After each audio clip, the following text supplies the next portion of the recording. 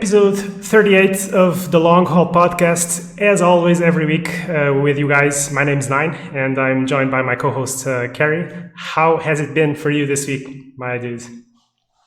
What up, what up? It's a nice week because it's holiday week here in Portugal. You work 2 days and you stayed home 3 days. Beautiful. Extended weekend, yeah. So enjoy that. It's the Portuguese national holiday, so I hope you have a good day. I am not that lucky, so I had to go to work and just ran back home to podcast with you tonight.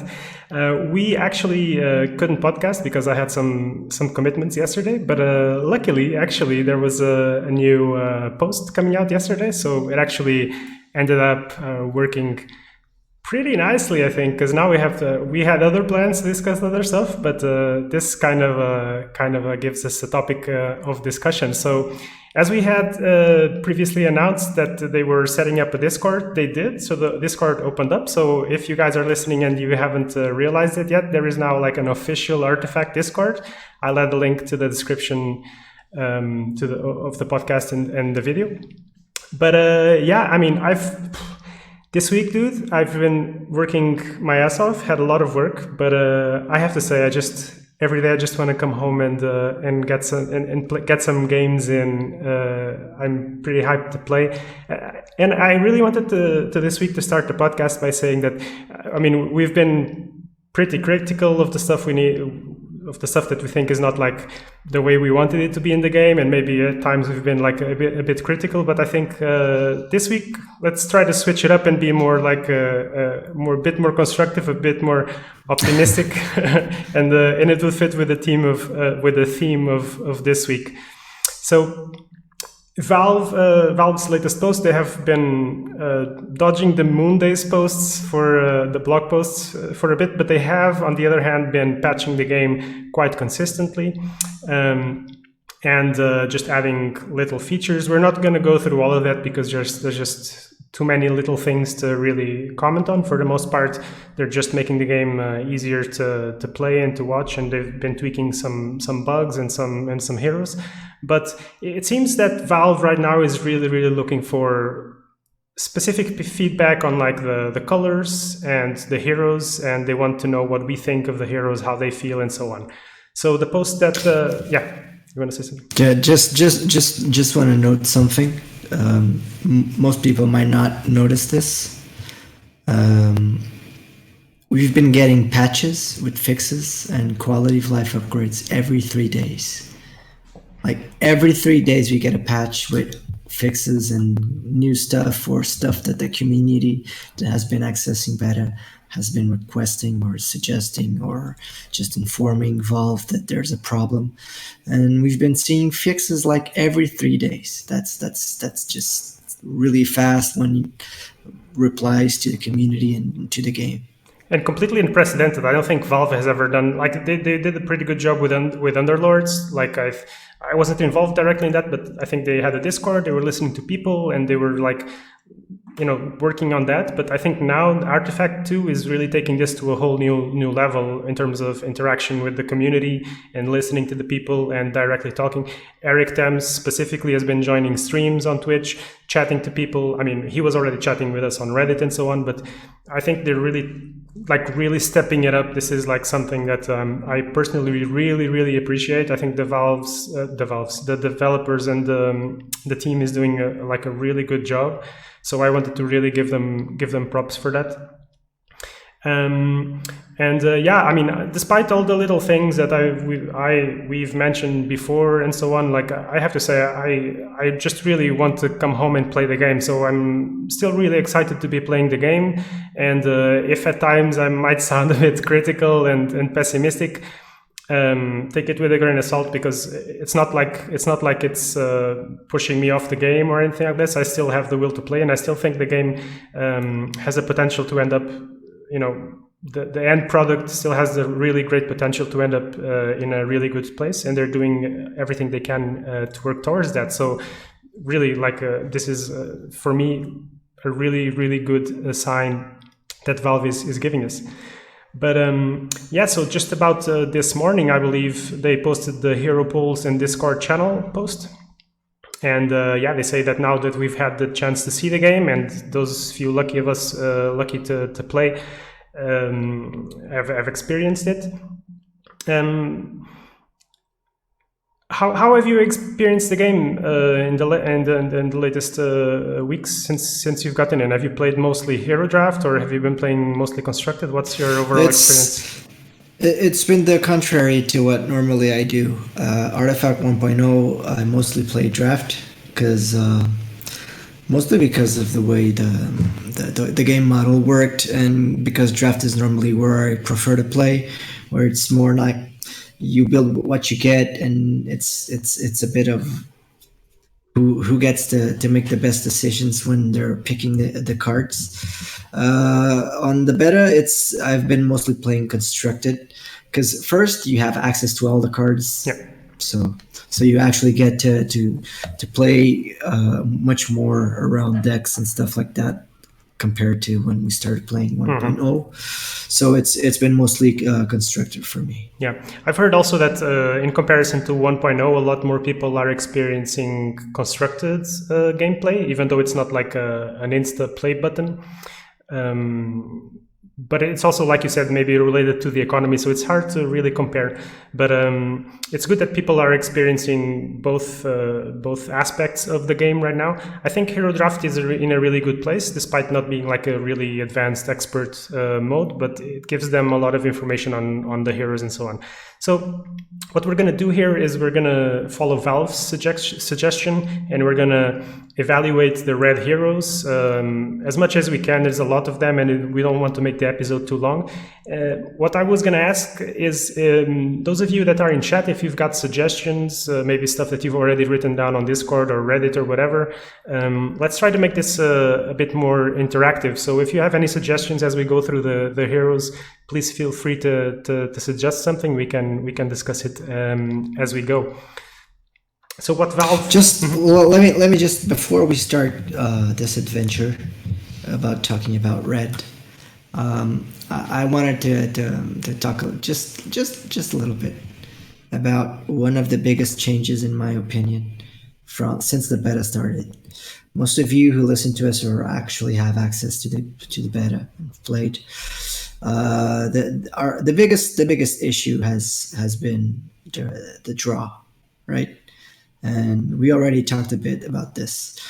We felt that the two card drawing was the sweet spot, and then we got to know that 10 cards in your hand is the cap, and we battled a bit that one card was not enough. And like 2 patches ago, Valve actually made a change. It's still being tested, but now you actually get the 1.5 card, like they like to call it. For those who don't know, one turn you draw 1 card, next turn you draw 2 cards, next turn you draw 1 card, next turn you draw 2 cards, and so on. So just wanted to...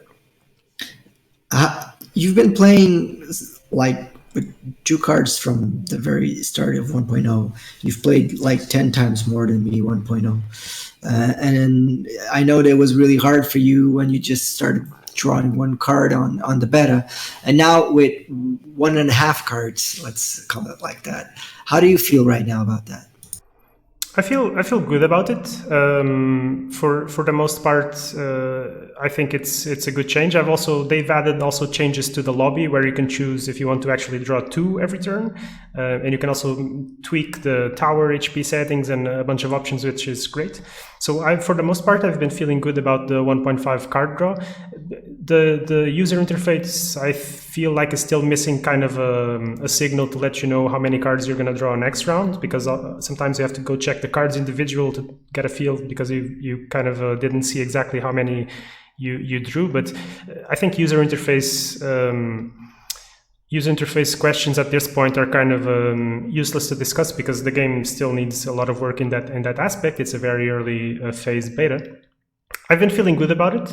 I feel for the most part, especially while playing Constructed, it feels like you constantly have a lot of options. In my experience, you keep oscillating between going in and out of the overdraw, but for the most part, relatively good.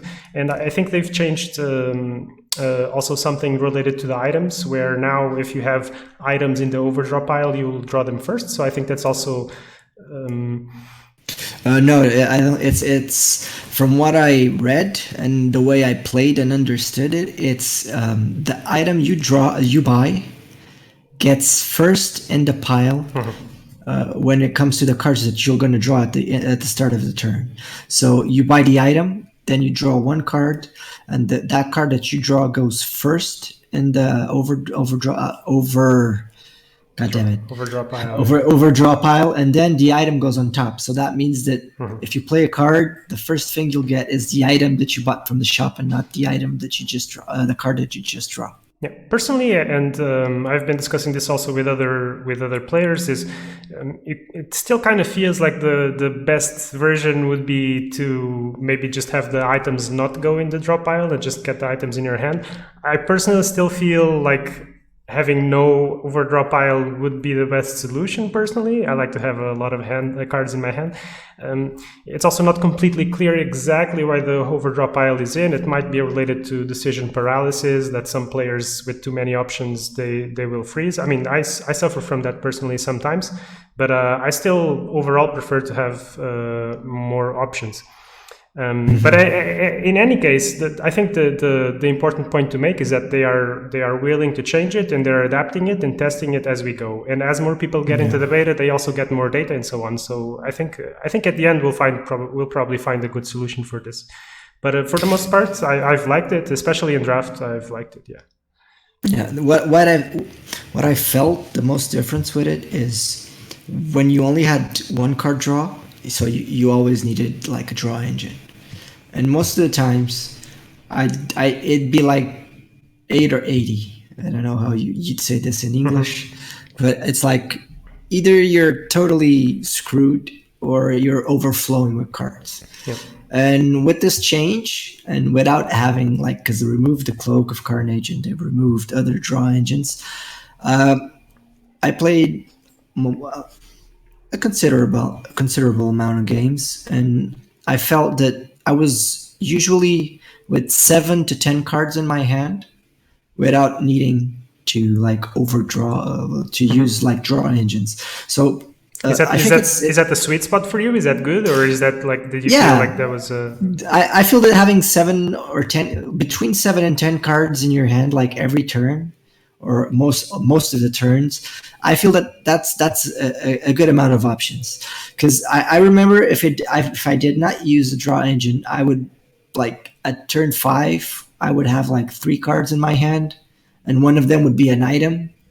So you'd mostly be, I don't want to say screwed, because if you played more cards before, it might have been because of a reason. But I just felt that you were either filled with options, too many options, as in overflowing of options, or you'd have too little options.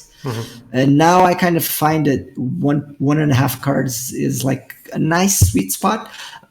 At least it's I don't know if it's better, because you can't draw 2 cards. You can't draw 2 cards every turn, because if you have 10 card limit, you just can't. It's going to be overkill because of the mana being locked.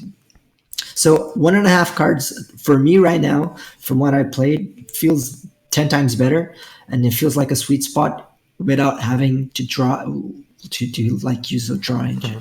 Yeah, that's good to know. The one thing to notice is also that in Constructed, you obviously, as you draw more cards, you will probably kind of try to lower your curve for the most part, or play cheaper spells so that you can keep compensating for that. What I really, really would love would be for them to add the option of having additional mana pools or some sort of different mana structure into the lobby options to test as well. It's just that card draw is you cannot really assess card draw in a vacuum, right? It depends on the cards that you have. It depends on the deck. Yeah, it depends on the deck. It depends on a lot of things. And it's also dependent on the mana and on the design of the cards themselves, because obviously as the game was before, cards could be more expensive, and now they have to be cheaper because there's less mana. So it's kind of a triangle of dynamics where if you're only changing, and I understand that they can only change one thing at a time because otherwise it's really difficult to assess the data. But it would be good at some point maybe to get the option also in the lobby to change mana around. But at the end, the problem is that I don't know how interested Valve is in actually testing other mana options. Like I get the impression that that it's kind of difficult to go back now and test other sorts of mana structures, because that would imply rebalancing all the cards. Unfortunately, because I would like to see that, but I can't grasp like really how much possibility there is for them to do that. Yeah, I know this isn't my idea. This was someone, I don't know if it was on our Discord or actually on the Twitch chat here, but I remember seeing someone saying that it would be cool if you had like first turn, okay? So the game starts, you have 3 mana, but you'd have like on the next turn, you have 1 extra mana per tower. I mean, so let's say you have 4 mana, but you actually have an additional mana per tower. So you have 4 mana, you play a 2 mana spell on the left lane. That means you consume 1 mana from that tower and 1 mana from your general mana pool. So the next turn, you'd have like 2 mana on each of the lanes. And if you played a card on left, that would mean that you'd consume the 2 mana on the left tower plus 1 mana of the total mana pool, and so on and so on. I don't know if you could go infinite with this, because it would be like totally broken, most likely. But like if there was a possibility to, like, after X turns or after the first turns or something like that, to have like a specific mana pool per tower, that would actually give us much more options and make it more interesting. I do not remember who actually suggested this. I'm sorry. It was a Reddit post, I think. Reddit post. I'm not sure. I know someone said this, and I actually looked at the idea and was like, this actually could be interesting. Yeah. But it's a cool idea. Yeah, since we're talking about that, also a suggestion that I've heard going around also was maybe just drawing 1 card the first few turns. I don't know, like, or until some sort of objective is accomplished, and then after that time point, you just start drawing 2 cards, which actually also sounds like potentially like an interesting option. But I think there's a lot to experiment, and we need to give them feedback, and they need to assess the data that they have, and hopefully we'll hear from them in that regard eventually. But I think we should probably try to keep moving on so that we don't get lost in the discussion, as we tend to do every week. We tend to do, yeah. So let's try to focus on today's posts. So Valve says that they want us to evaluate red heroes in a sort of like a mixed amount of categories. In terms of overall strength, the hero's gameplay should match its identity, well, whether it does or not. How excited you are to pick or play the hero, does the hero create interesting situations, and whether the hero is fun to play against or not. So like I said at the beginning, we're going to try to go through the list as much as possible and say what our experience is. Maybe let's try to focus more on draft rather than constructed, because constructed is until we actually get tournaments and like a settled meta and so on, until we figure out exactly what heroes are like strongest, it's hard to like really discuss constructed. So I think we should probably focus more on draft. But in any case, we'll just give our general opinions. So we can go in alphabetical order. I'm going to try to put the heroes up as much as possible. And the list begins with the trademark hero of the game and the trademark red hero of the game, Axe. Axe, in my view, was severely nerfed in this version of the game. He's not the beefy, chunky boy that he used to be. He's now a 3/2/6, and we don't need to discuss the abilities. People already know what they do. Do you have any thoughts on Axe? Have you played Axe a bunch, or have you got any specific thoughts on Axe? Okay, so I've played a bit with him, and I've played a lot against him. So my initial opinion was that he got hit with the big nerf stick compared to 1.0, but we all know that he was like, I don't want to say overpowered because he got nerfed in 1.0, but he was definitely too strong.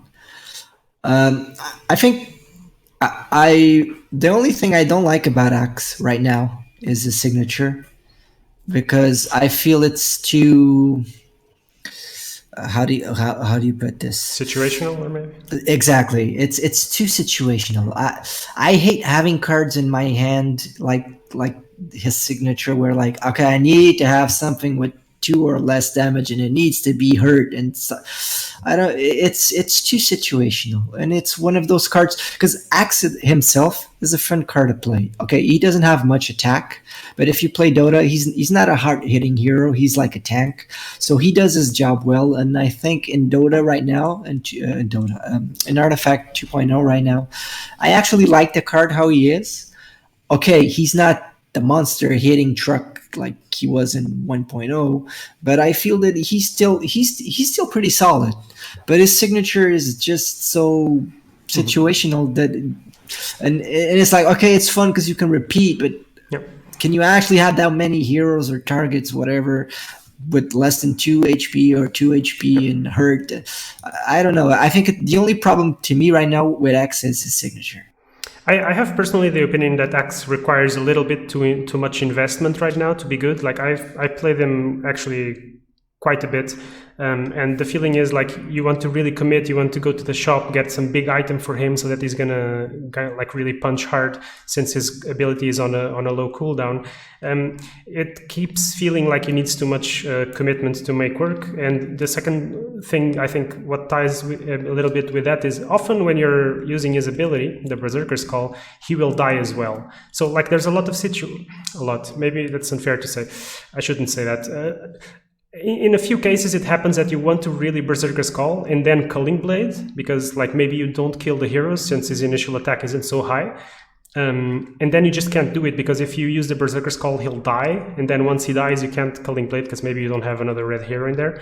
So one of the things that I thought maybe would be nice for him is that either you add like a second, like a passive ability to him, or maybe you could, like in the same way that Duel does with LC, maybe you can use it, his card could like buff him, like, because also something that I've noticed with this card is often I want to keep it for the late game so that I can use it maybe 2 or 3 times to get that extra like value. And I think it would be nice, like if the card, for example, every time you Culling Blade a hero, Axe gets 1 attack or something, or 1 attack and 1 HP or something. I think it would be maybe a nice way to make you want to use the card more in the early game, so that his ability becomes like more relevant in the mid to late game. I think that would be nice.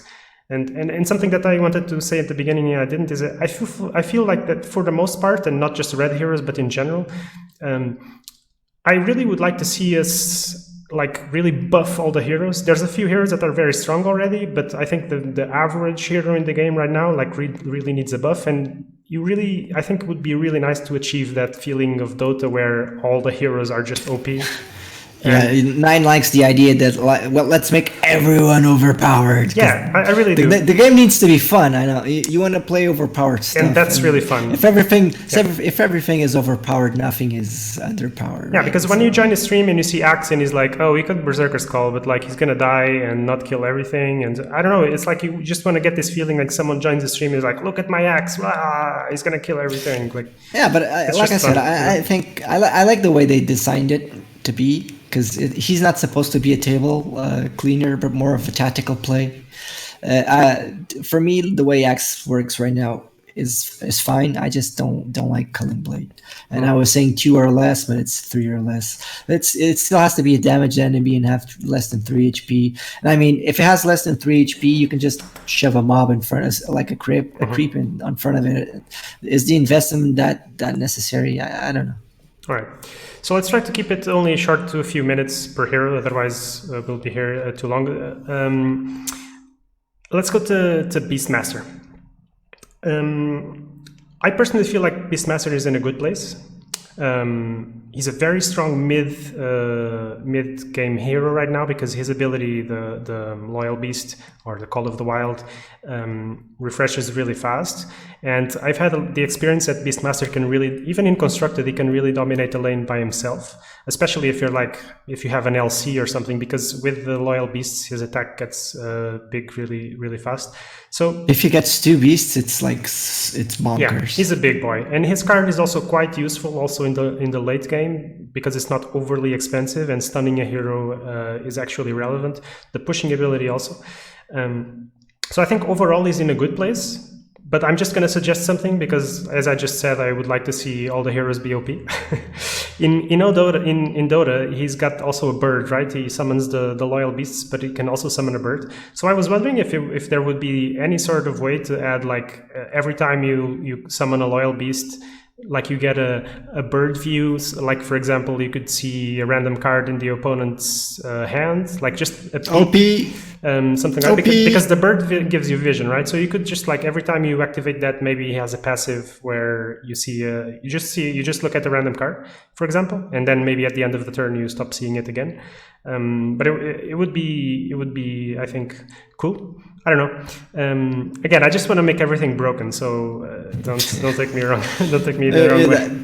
I think that might be too good, especially. But the thing is, I think only blue can actually see what you have in your hand. So yeah. But yeah, the color pie is all messed up anyway. The color pie right now, I think, is not very well defined. That's also why I didn't mind suggesting this very much. Right now, I think blue is the only color that allows you to look at the opponent's hand. So I don't have a problem with red doing that as well.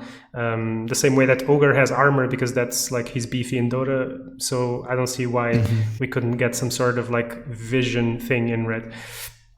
But I think we both agree that it would be nice every time you press the button to put, like, a companion.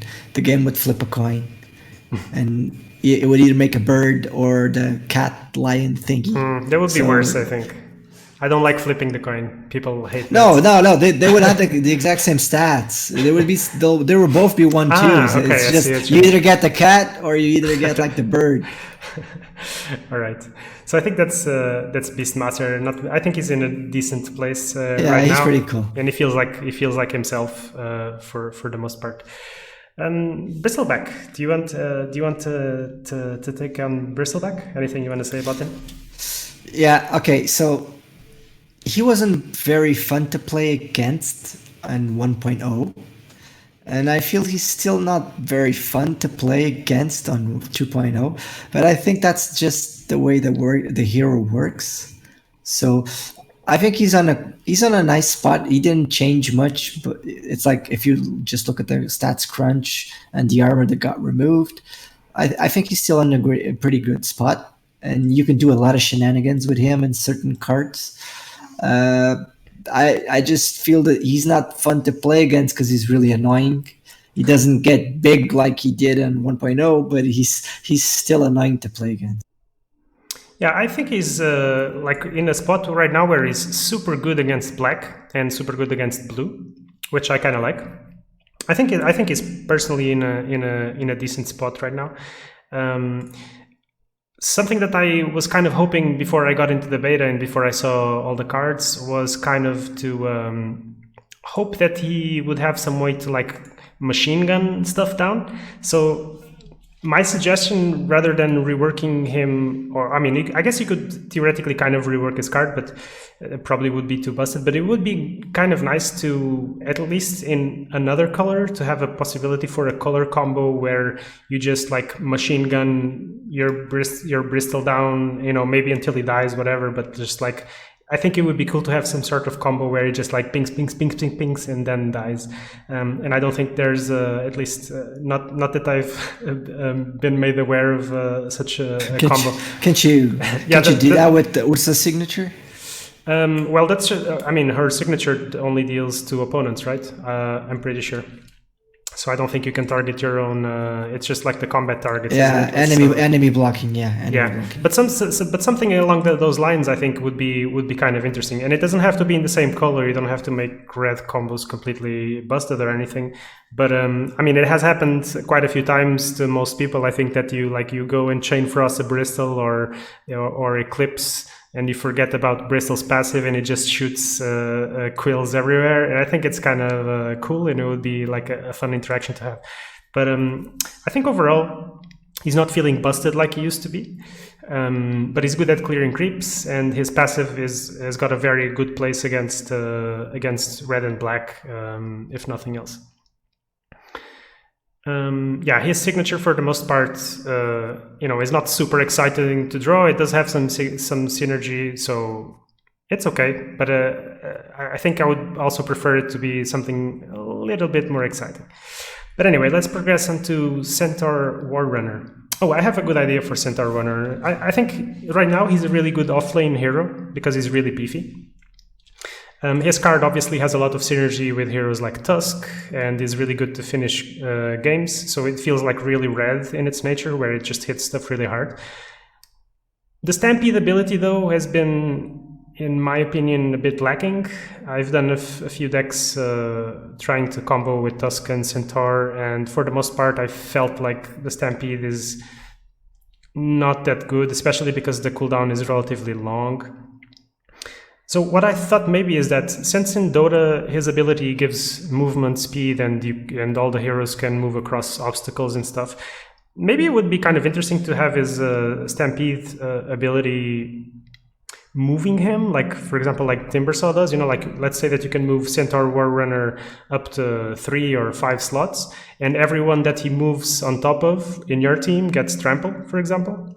I think it's maybe difficult because I don't know how many heroes with mobility they want to have in the game. And if every hero has mobility, then it becomes a little bit stupid. But it would be kind of, since that's what he does in Dota, it would be kind of interesting to see him like Stampede, move around, and all the units he crosses kind of get trampled. It was kind of an idea that I thought would be interesting for him. Have you played around with him? No, it's one of those red heroes that I actually didn't touch much. I just don't find him very fun. Like, if I look at all the red heroes I can pick, he's like not one of those. It's like you said, you either want to use him like the combo with Tusk, but I don't know. He's just not. I just don't see the appeal on playing Centaur. I see. All right, so let's move towards Keith. Have you played around with the basic beefy boy? Just because stop hitting yourself is so fun. It is fun, I'll give you that. One complaint that I have with him is that his card is mandatory to swap. Like often it's happened to me that like I have him in the perfect position and then I want to taunt and activate the ability, and having to swap makes it like so I kind of would like if the swapping would be optional personally. I think for a basic hero he's decent, but I have to say, thinking back on it, when I'm playing Hero Draft, I will very often just skip over Keith. It's not to say that he's bad. I don't even know why I do it. I've tried him a couple of times and then I kind of moved on, if you will, like it's like you probably it's like your format is like 1.0 and you just look at Keith and say like could be. Could be. I've played him and I liked him when I played him because I thought he was fun. But lately when I play Hero Draft, I've noticed that I've passed him. I'm like, I don't know, and maybe it's like bias from 1.0. Could be. It's really hard to say. Like you don't really do those things without you do that passively without really noticing. But it's just something that I thought was interesting because I realized that. So let's keep moving on. Next on the list is LC. Have you played LC since they buffed her, or? Not since they buffed her, but I had a conversation with the devs about this. I feel she lacks something else. She's a stat stick, in my opinion, because Duel That seems unfair. Her card is really good. Yeah, but when she was a 415, I felt that she didn't cut it. She wasn't doing, because when she had retaliation on 1.0, she didn't have, she couldn't like 8 out of 10 times or 7 out of 10 she would kill the hero that she would duel. Now it doesn't when she before the buff she couldn't do that. I haven't used her since she was buffed, but I just feel that she's a bit boring. Yeah, I've played her since the buff, and I think she definitely feels better after the buff. She's often still just like a little bit short, but the card is really good. It's happened to me also a few times that I tried to duel a creep because I'm used to that from 1.0, and that was frustrating not being able to duel it's a only creep. heroes now. But whatever. I think that's not like it makes the card less abusable in a way, so that's good. I wrote down some suggestions and ideas that I had for heroes, and for LC, I thought that maybe since they kind of nerfed the duel and her stats also overall were a little bit nerfed, what happens when you duel in Dota is that the two heroes like are uncontrollable, right? They're just smashing each other, and they're like in a way stunned because none of the players can do anything with the heroes while the duel is going on. I thought, in a way, it would give the card a little bit more versatility if you could just like disable a hero. So let's say that you duel something and you don't kill it. So you don't get like first of all, you don't get the kill, obviously, and then you don't get also the buff for power. I thought it would be kind of interesting if the card would disable the hero for that round. Disable or some sort. I guess silencing is not a very rare ability, and stunning maybe would be too strong. A stun for 2 mana, but some sort of disable for the round, or some sort of way that you feel like, okay, I didn't kill the hero, but at least I had this alternative path of using the card to achieve something this round. I think that was a thought that has occurred to me while I played her before. That feels a bit too strong in my opinion, but could be. I mean, you sure like stuff to be overpowered. So,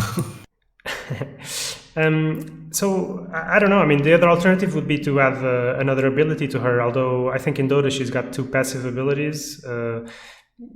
They could add that AOE effect, damage effect that she has, where she deals more damage if she hits more units. That would be also something they could add. Yeah, I suggested that she had an activated ability or either changed the card, but it was like you'd purge, because one of the abilities that she has is you can purge yourself or an ally and give them regen. So it was like have an ability where you could purge a friendly hero, for example, and give it like 2 or 3 regen this turn. Because it would make her more versatile, as like she isn't like the killing machine that she used to be, but then she'd be much more useful to all your team as a whole. Mm-hmm. I don't know, man. I still just feel like make everything busted and then decide to tone it down rather than have everything toned down. And yeah, I mean, I'm all for making all the heroes busted. You cried Rix was broken. You wanted him to be nerfed. You didn't say I can make everything else broken. I mean, Rix was very broken. He's still a top hero. But I wouldn't have minded as much if everything else was as strong as him. Then he wouldn't feel so strong, right? I mean, right now, as everyone probably knows, I think Kana, Death Prophet, Rix O, and OD, I think, are by far the strongest heroes in the game. And Kana is totally broken. I just kind of wish that instead of 4 or 5 heroes in that top tier list, you'd have 15 or 20. I mean, I don't see why not. Anyway, let's move along. Next in the hero is your favorite, Cancer Lancer. Yeah. Have you played? To be fair, I thought they would make him much stronger than he is. He's annoying, but I don't think he's a strong hero right now. He's already been buffed, mind you. Yeah, but I don't feel that he's that strong. I expected him to be like a snowball hero, and if you leave him alone, he kind of snowballs a bit. But I just feel that he isn't the monster I thought they would make him, because in Dota he is super annoying. But I don't know. I think he kind of, for me, he falls a bit in the same as Legion Commander, in the point that he has potential, and he's not OP or super strong. He's okay. I mean, he's I think he needs a little something, like just a little bit, because what he does by himself already is. But his signature, for example, is the most boring thing ever. I mean, yeah, but another illusion. Yeah, fun. That's boring. Yeah, I completely agree. I have a bunch of suggestions for PL. Something that's annoyed me, for example, is that even if you disarm an illusion, after the combat, they will summon an illusion anyway, which I think isn't cool. I think the hero should be only summoning illusions, the hero and the illusions. They should be only summoning other illusions if they deal combat damage. So like if they're stunned, it's happened to me, like I stun a PL and I don't kill her, and then she summons an illusion. I think that feels kind of crappy. So I would suggest kind of something like after combat, if damage was dealt, then summon an illusion. And for the most part, I think her card, like you say, is not super cool. I would prefer, since his other ability in Dota is like the doppelganger thing, where they all jump and the position kind of scrambles. I think it would be very interesting to have the ability for PL and the illusions to kind of all vanish in the air for a second and then just show up in scrambled positions. I guess you could do that randomly or actively. I don't know at this point how much people hate RNG, but it would be kind of cool. I'd actually do something a bit more simple. I'd make his signature be like his main ability, the lance. As in, like, throw lance, do 2 damage, and spawn an illusion, for example, or actually drain 1 mana, because I remember that if you throw didn't it draw mana, right? If you use the lance, didn't it drain mana? I think that's because most of the time PL has the dagger, the blades. I forgot the name now. But for example, just people know what I mean. We had Sucker Punch that would stun and deal 2 damage if something was in front of you. For example, do something like that. Deal 2 damage. Yeah, Diffusal Blade, exactly. Just do 2 damage and spawn an illusion like PL does. That would be much more interesting than just spawn an illusion. Because spawning an illusion just feels pretty dull. Yeah, agree. All right, so I think we're doing good time. We're at about 40 minutes now. We're halfway through the list, so let's jump to Pugna. Let me start with Pugna. I like Pugna right now, but I'll say that for the most part I like him because his ability dispels a random enchantment, and that means most of the time I'm gonna get the courier sneakily. And courier is just so big to kill right now. But I feel that for the most part, his card still feels a little bit off. I understand what they're trying to do here with the life drain, and this is difficult to accomplish because it's a channel ability, and how do you really do channel abilities in card games without it looking super boring? I don't know. It's Pugna is in a strange place, but I kind of feel like they could also change that towards more AoE damage. And I don't know if they're trying to restrict AoE damage to blue. Excuse me, that might be the case. But I mean, in Dota, one of the biggest things you can do with him besides using the channeling ability is just that huge AoE spell that also damages towers. So it'd be kind of cool to have him be able to like deal a bunch of damage to units and maybe the tower. And it doesn't have to be the whole board or anything, but maybe it can be something like in front of him, like a mini exorcism, if you will, or something like that. But for example, they removed his old signature card and made it a normal tower enchantment. Because he used to put the Nether Ward, yeah. The Nether Ward, and now the Nether Ward is a different card. I to be honest and being fair, I think it would work maybe they didn't want him to be like a tower super nuker complete character, and so they removed that. Because if you had his active ability plus a signature being the Nether Ward, maybe it would be like a total tower nuker, and they tried to avoid that. I just feel I have the same impression as you on Life Train. It's just I feel that when you pay mana for something and something doesn't happen immediately, it's just not cool. You just feel like, okay, I spent 3 mana, but now I have to wait until the end of the turn or something, or before combat. So it just feels like, I don't know. This is not an easy one to touch when it comes to. I think another direction they could go with Pugna would be the mana denial thing, and that's something that I haven't spoken about yet. I guess once we will talk about Black, I will touch more on that. But I did a mana denial deck, and mana denial feels unplayable. Basically, it's like either you get it by chance that you deny mana, or it doesn't feel like it's very satisfying. And I understand that if mana denial is good, it's like a mechanic that most people hate to play against. But it could be a potential direction for them to take back Nether Ward and just make it deny mana properly, because right now it's at least in my experience, trying to make a mana denial deck is not really very viable, just because anti-mage is not that effective, his cooldown is very low, and you have the Tyler State enchantment, which is decent. That card's okay, but like the Tyler himself is so bad. Yeah, exactly. The Tyler State sensor is pretty bad and relatively easy to look around. So to play around. So actually, I think Pugna could be something that would fit into that theme and could maybe make the deck playable, forcing you to go into 2 colors instead of just like trying to go mono black mana denial. I think that's like an interesting, potentially interesting take. Let's talk about Sven, dude. Have you played against Sven in Hero Draft? Tell me. I've played against Hero Draft and Constructed, and he's a beast. Yeah. I could do an episode just on Sven.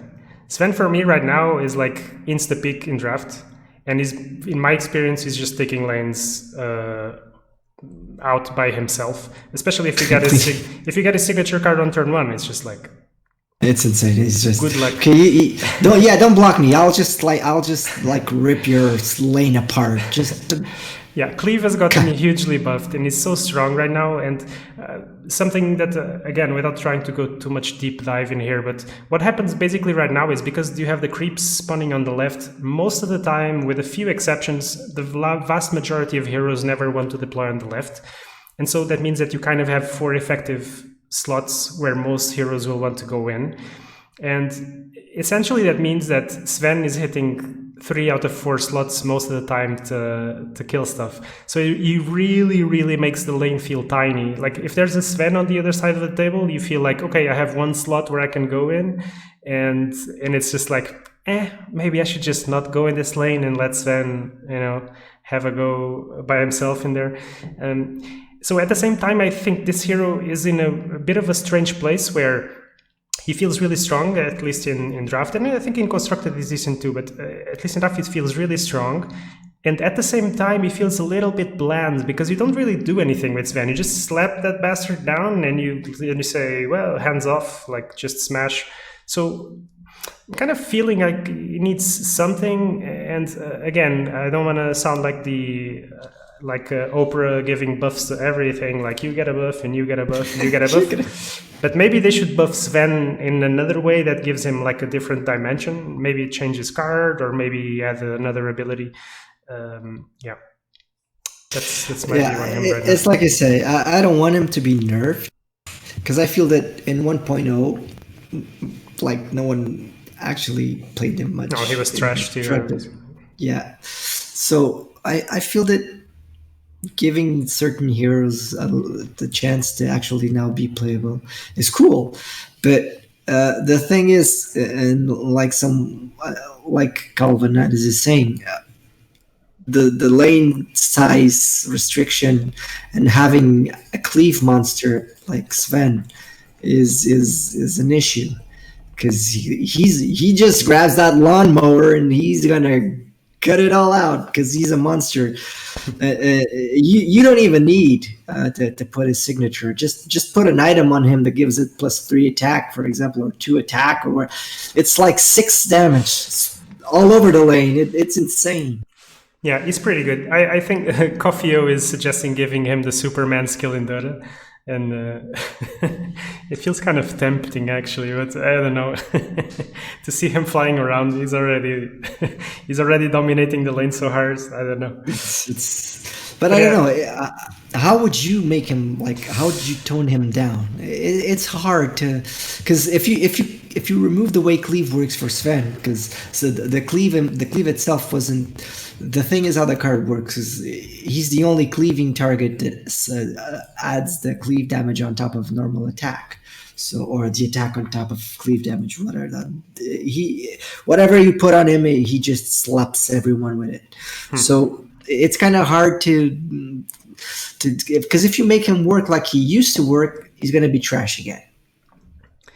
Yeah, I don't know. I just feel like there's some sort of other dimension that he kind of needs, and I wish I had a good suggestion for him, but it's one of the few heroes where I took a few minutes to think about it, and I don't know. But I kind of wish that he was not just strong, but also exciting. Talking about exciting, how are you feeling about Tidehunter?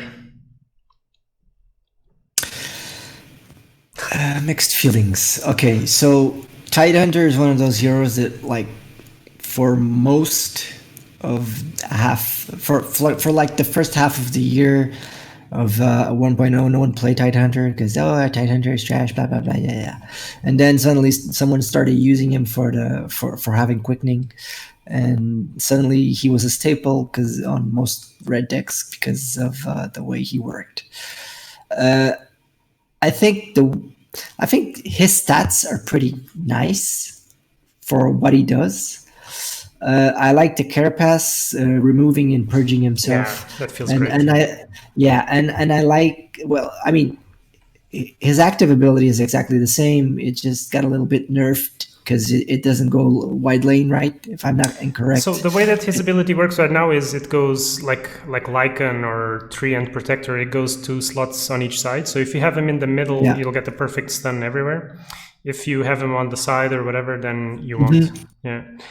So it doesn't go lane wide if you don't position him exactly in the middle. So I think the way they made him work, I like it.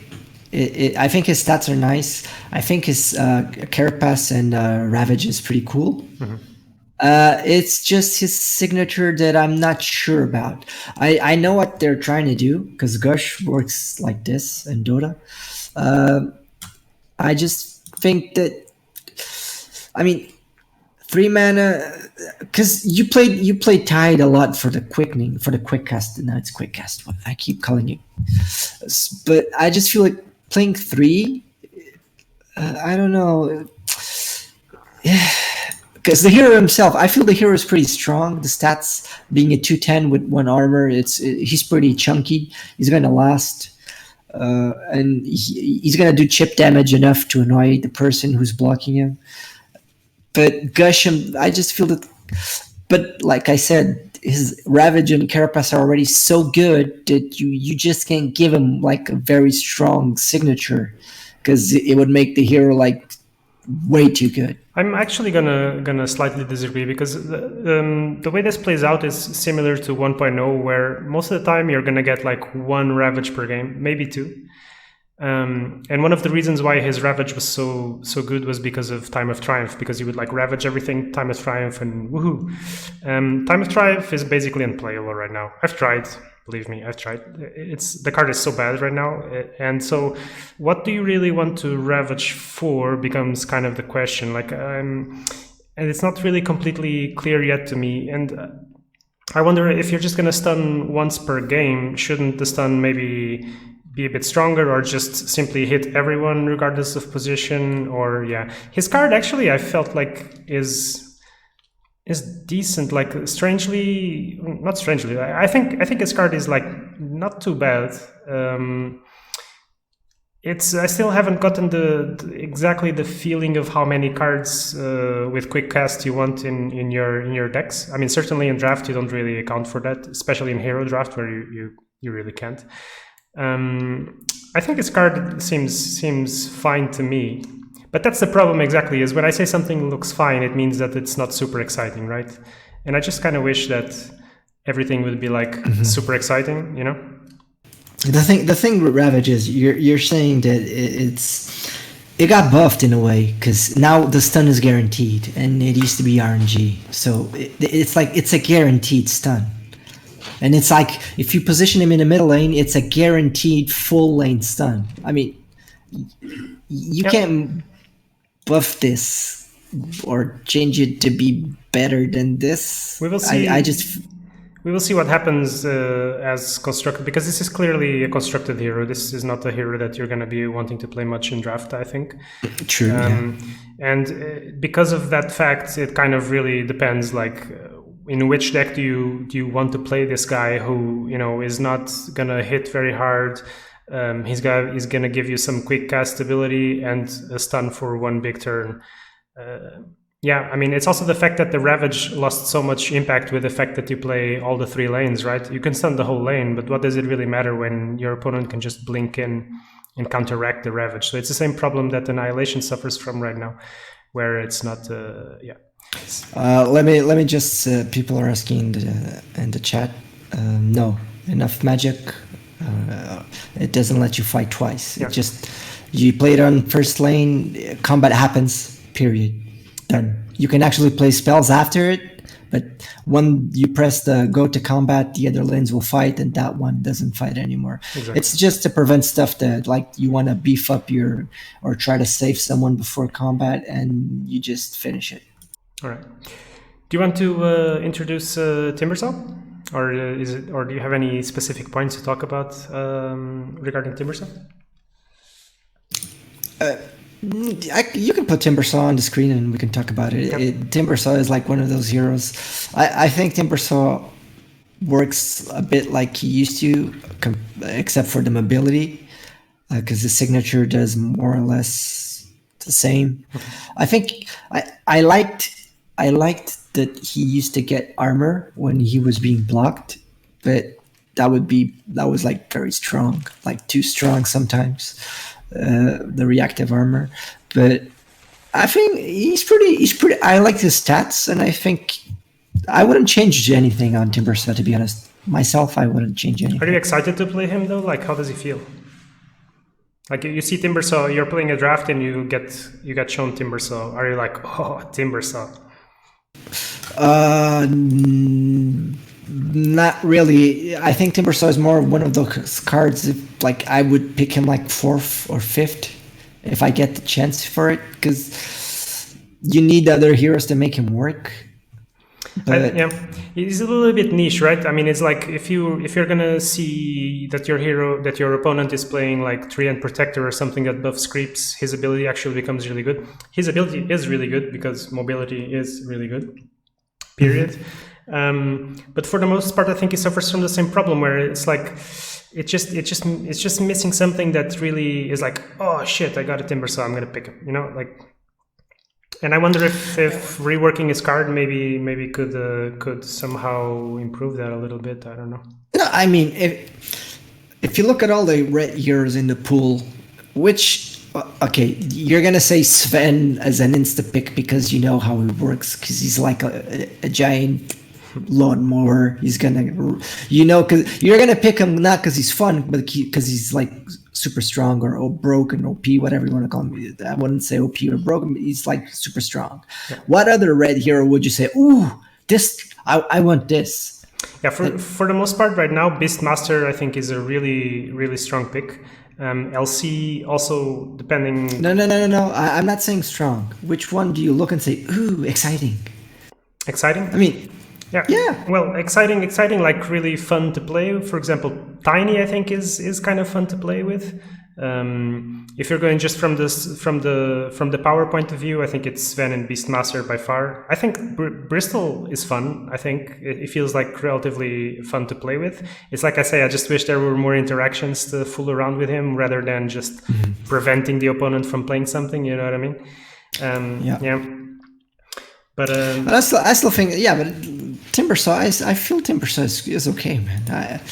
I don't know how you can make him more enthusiastic. I mean, he's a cross lane hero with a nice chunk of HP, 1 armor, and gets the debuff attack on 3 heroes or 3 targets in front of whoever you cast a spell. I mean, he's very solid as a red hero. I think he's like really good in a like mid-range deck. I agree. He's solid. Just sprinkle something on top of him. You know what I mean? All right, let's move But for on. example, they even if let's just say they would put back reactive armor on him, I feel he would be like way too strong. Yeah, he would be stronger, but that's kind of not like. Don't get me wrong. Like I kind of feel like it's more the fun aspect. It's not so much the power level and so on. I just almost kind of wish that there were trees in the game so that he could do something with trees. You know what I mean? Actually, I'm gonna suggest that for Tiny now. So let's talk about Tiny. Yeah, you used to have the tree with Aghanims. Now Tiny in Dota actually just has tree by himself. Right? Tiny is in a fun place. I think he's a fun hero to play, even though the mechanic itself is like not super exciting. But at the same time, it's fun to see him grow and plan around like keeping initiative to insta grow him when you get him on the board. His card seems fine, although I wish it had a little bit more synergy with doing stuff with your opponent's units and so on. Like it kind of still feels to me like maybe it would be nice to be able to move enemies like further away, or that there would be some synergy or some incentive to toss also opponents, although that might be frustrating. But I think he's in a good place. What I was going to say is it would be fun to have like an active ability where he gets a 3 and maybe hits like really hard for the turn where he gets a 3. Like I don't know, just because. The thing is, if you already have an item on him and he has like leveled up twice, he's gonna be like a big boy. He's gonna be like a 10-12. He's a 10-12 if he levels up twice. I mean, if you have Jamui and Tiny in the same deck and you actually get to refresh him, he gets really big. I think he's in a decently fun spot. Somehow I just feel like, again, like something like a little bit of a little something is missing. But it really feels red. And for the most part, if I see him in draft, I'm relatively willing to pick him. I think he's a good hero to play on the 5th spot because, like red heroes in general, it just becomes really tough to play against. And his card isn't too bad because it gives mobility and a little bit of damage. I don't know. I just feel like a lot of these heroes have just one ability, and I kind of wish that there was something else on them. You know what I mean? Do you feel that his signature is too expensive? I have felt that. At the same time, the question is if you look at Timbersaw, would be better. Yeah. If you look at Timbersaw, you spend 1 mana, and he goes five slots away. Mm-hmm. And then and he does 1 damage for each mob that he goes through. So you look at Toss, you get to throw another hero or another move another unit, so you can change it. You can throw a creep 5 slots away, cross lane, and deal 1 damage to the neighbor where he lands. So I feel that maybe Toss is like a bit too expensive for what it does compared to other heroes that have. I mean, Timbersaw does this for 1 mana. I've had that impression at times too, but I think in the late game, at least, the card is fine. I mean, to be honest, I don't think it would be like OP or broken at 3 mana, so it would be totally fine to do that. Yeah. But I'm mostly trying to look at these at the cards from the like fun and excitement sort of factor, and I think you don't necessarily get that from balancing mana or the stats. rather maybe if you have more like synergies, like if he tosses something specific, or if there's a hero that when he gets moved away he does something. I think that's kind of the sort of thing that is kind of slightly missing. Yeah. Yeah, we need techies minds. Yeah, exactly. So that you can toss it into mines. Yeah. No, we don't. Exactly. All right. So let's move on to Tusk. I've played Tusk a bit. For the most part in constructed because I wanted to meme combo with him. You want to do the swell combo wombo? Yeah, well, I think I did like a second turn or third turn, whatever. I think this cooldown is 3. So I think I did a third turn 40 damage with him. So that's pretty fun. But that's obviously not gonna happen most of the time. I've run into some problems with Tusk for the most part because his signature card synergizes well with him because it pushes an enemy away, deals the damage, and then summons an ice shard, and the ice shard has feeble, which means that his damage will go through. A problem that I've ran into though with Beastmaster in Tusk though is that often it's not possible to push an enemy. So it's felt frustrating at times where it's like, oh man, I really just need to push this enemy away and get my feeble thing down so that I can push damage through. And if the lane is full, you can't really push. So I kind of at times wish like there was some sort of way to adjust the push mechanic so that you can push anyway, like the same or similar to Force Staff, where if you can't push, you can't push, and then it's like, yeah. It's a little bit frustrating, so I kind of wish that there was a way around that. And then the other thing is like really, he's more memey than good, like, and that might be okay. That might be what they're going for. His cooldown feels a little bit too long, and at the same time, I just really wish that he had the snowball ability because snowball is such a specific and cool ability that he has in Dota. Kind of wish that there was a snowball thingy hidden in there somewhere. And then do what? Like turn it? Because I don't know, man. He rolls over. Put all the heroes. He puts all the heroes in the ball and slaps. He rolls over. If there's enemies, if there's allied heroes next to him, you can choose to put him in the ball as well. I don't know. I guess it would become sort of a Dark Rift, so Wonderlord would lose some of its uniqueness. But I don't know. Again, I mean, it's not my my job is not to design the cards. I'm just trying to like. But yeah, I also think that Tusk. He might have a place, but he feels a bit like a meme card. Not a meme card, but you'd have to build your whole deck around him. Yeah, definitely. And in my experience, it's just a bit too much commitment for what he does. Because like often, since the cooldown is on 3 rounds, often it's like you're really committing, holding to cards and so on, and then just one tiny little thing goes wrong because you need to sequence a lot of spells. You need to maybe put an item on him. You need to play the Centaur Warrunner card on him, whatever. And then your opponent obviously knows what you're doing, and so it's not always easy to do what you want. He lets you pump him up to the moon and then just stuns you, or disarms you, or kills you. Ursa, dude, our last red hero. Do you wanna talk about Ursa? Yeah. Okay. So Ursa is like, in Dota is probably one of my favorite heroes, and in Dota in Artifact 1.0 he wasn't played much, and he wasn't that spectacular as a card, and I really hoped that he'd get like decent in 2.0, but I feel that he's still not there. I mean, he's like big, like real big compared to some of the other red heroes, and I like that his passive, like it's the same as 1.0. If you hit something, it gives permanent +1 armor.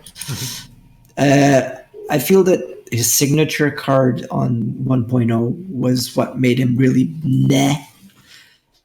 And the overpower, if played on him, it's cool, But if it's played on any other hero, it's bleh. Yeah, that is true. So I really want Ursa to be good. At least like the first red deck I did, I put Ursa in and I tried to make it work around Ursa, just to realize that once you use the overpower on anything that wasn't Ursa, you wouldn't give it less armor. And I was like, oh yeah, right. It has to be Ursa doing damage. So, well, this sucks. And this is not going to work. But her card is much better. Like if you, of course, if you cast on, I think it's a her, right? I'm not sure if it's a her or anyway. No, it's a him. It's a him. All right. So if you play overpower on him, though, it feels much better than the card used to feel on 1.0. But yeah, but it's just kind of hard to imagine because in Dota, Ursa just gets a blink or a Shadow Blade or something and jumps at you and like completely smack, and that's kind of hard to do in a card game, I guess. And they're trying to go for that with the cards. Yeah, but I like the first time I looked at it, I was like, oh my god, this is awesome. I'm gonna like, and now I was like, okay, so I hit once, he gets less 1 armor. I'm gonna hit twice, he's gonna get less 2 damage but then I remembered, okay, so each time you get damage, the armor resets. So it's actually not that good. Yeah, because armor got nerfed severely. Yeah, because if it was 1.0, this would be like insane. Because my first impression when I looked at this was like, oh my god, this is gonna be awesome. I'm gonna play this. I'm gonna give him 3 armor, and he's gonna take like 5 damage. And then I was like, oh right, armor doesn't work like that anymore. So yeah. I really want him to be good because I really love the hero, but I still think he's not there yet. What if he had an active ability where he like deals damage, like because in Dota he smashes the ground and he deals AoE damage and gives a huge slow. Maybe he could like smash the ground and root everyone for a round or something like that. Maybe that would make him much better. Yeah, that would be interesting. More root, but the thing is, do we have anything the roots on red? So that once again, it's hard to go into the color pie and do that. Although Ursa would fit a bit in being green, but still, that would be like a dramatic change. Yeah, it's hard to grasp exactly what the color pie is exactly right now. So I make these suggestions without really knowing where the border ends or begins or so. But again, I just want to see all these heroes get buffed up, because I think otherwise they're not going to be played or as much, and they're going to be just less exciting kind of. But there's obviously also from the game design standpoint, like the consideration of how many abilities are on the board. I guess it's similar to what they want to achieve with the overdraw pile, where you don't have too many options. But I don't know. In any case, I think that was the last red hero. We're over time as always. We wanted to make these episodes like around 45 minutes or something like that, but we keep failing. We're bad at that. It's probably because we're Portuguese. God damn it, time managing.